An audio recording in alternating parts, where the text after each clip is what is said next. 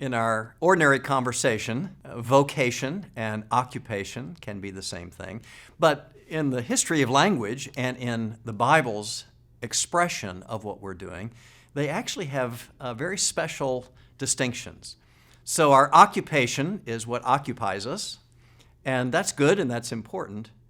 But vocation actually comes from a word that means calling.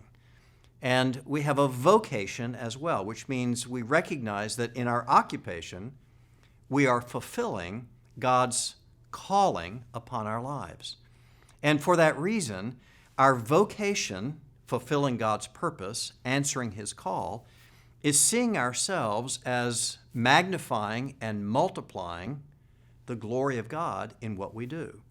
So when we resist temptation, when we do a job well, when we are reflecting God in practices as well as in integrity, what we're doing is we're actually fulfilling a calling of expressing God's name, purposes, His mission in the world.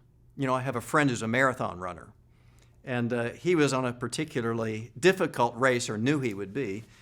And so knowing how the end goes, an uphill climb at the end, he put on his jersey, not his own name, but he put on his jersey the name Christian, because he knew as he approached the finish line and he was wearing out, people would say, "Go get him, Christian. You can do it, Christian. Take the hill, Christian."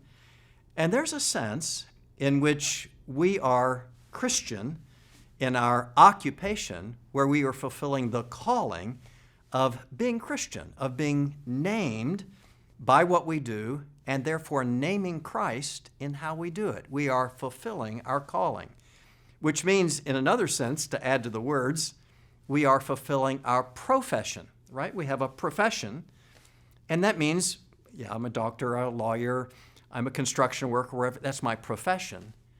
But I'm also professing Christ, saying who He is, reflecting His character and care in how I fulfill my vocation, my calling, in doing my occupation, what occupies me.